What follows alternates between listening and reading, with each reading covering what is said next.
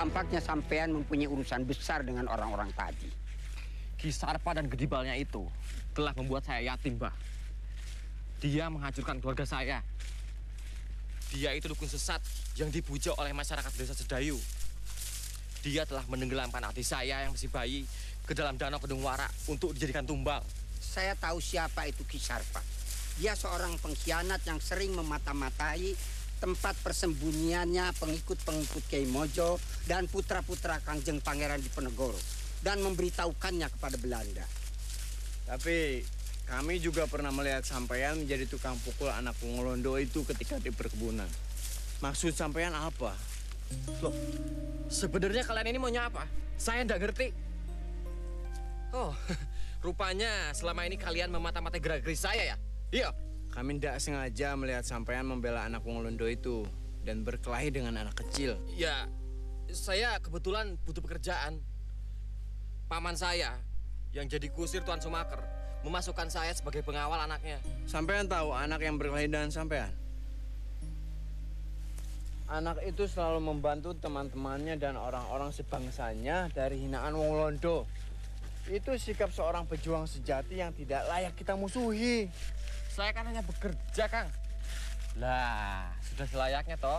Tugas saya adalah melindungi anak dari tuan yang telah membayar saya. Sudah lebih kok. Lah, mungkin kebetulan anak dari tuan saya itu sedang bermusuhan dengan bocah kecil itu. Lantas apa bedanya dengan Gedi Balondo? Seperti para marsose yang banyak membunuhi orang Aceh yang agamanya sama dengan kita. Apa bedanya? Toh mereka juga bekerja. Dan tugas mereka membela orang yang telah membayarnya. Persis seperti pendapat kamu. Mencari nafkah memang wajib, Le. Tapi ya harus dipilih-pilih. Karena semakin lama londo-londo itu, semakin menguasai tanah-tanah wong Jawa. Dulu, Yai Sepuh juga sering bilang begitu pada semua santri-santrinya. Kiai Sepuh? Iya, Mbah. Yai Abdurrahman. Beliau itu adalah pimpinan pesantren di desa Sedayu. Ladalah, Kiai Abdurrahman itu bersama-sama Mbah dulu pengikut Kiai Mojo. Tapi memang beliau lebih memilih untuk mengajarkan agama dan ilmu kanuragan untuk penduduk. Beliau itu orangnya baik. Mbah pernah bertemu sekali.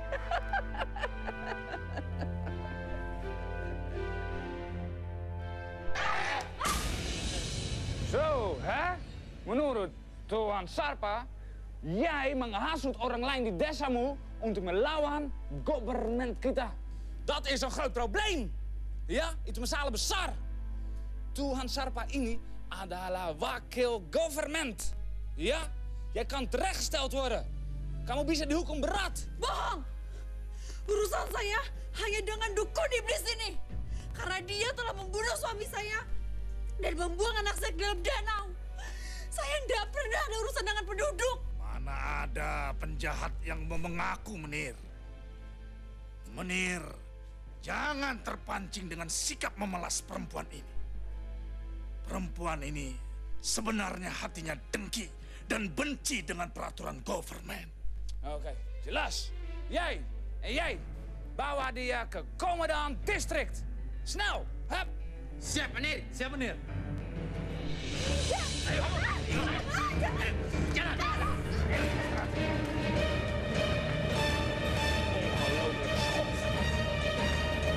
Saya dan Kiai Abdurrahman pengikut termuda dari pasukan Kiai Mojo. Tetapi kami berbeda regu. Kami menamakan regunya dengan pasukan Lembu Abang. Pasukan itu sangat disegani karena keberaniannya. Lantas, kenapa Kiai Mojo bisa ditangkap oleh Belanda? Pasukan induk di bawah pimpinan Kangjeng Pangeran Diponegoro. Ada yang memecah belah dan mengadu domba. Kiai Mojo dikhianati, yang akhirnya dapat ditangkap dan dibuang. Begitupun Senopati, Sentot Prawirodirjo, yang akhirnya juga menyerah dan dibawa ke Batavia. Kangjeng Pangeran Diponegoro pun akhirnya tertipu oleh Londo. Pura-pura diajak berunding, yang akhirnya ditangkap di Magelang. Dan Yai Sepuh kemudian mengundurkan diri. Sisa-sisa prajurit Kiai Mojo saling berbeda pendapat. Ada yang ingin terus melawan Belanda, tapi ada juga yang ingin menyerah karena tidak tega melihat keluarga dan seluruh rakyat menderita. Terus bagaimana dengan Nyai Sepuh? Gurumu itu lebih memilih mencerdaskan anak-anak penduduk. Supaya besarnya bisa mengatur negerinya sendiri. Yang sekarang masih dijajah oleh Londo. Sebetulnya saya juga ingin terlibat dalam perjuangan seperti Simbah dan juga Kang Sahid. Tapi terus terang saja, saya masih mencemaskan ibu saya. Ibumu ada yang menjaga dan mengaturnya, Le. Gusti Allah ora sare. Pada akhirnya orang-orang yang benar itu pasti menang. Meskipun sekarang ini orang-orang yang jahat itu masih menyengsarakan ibumu.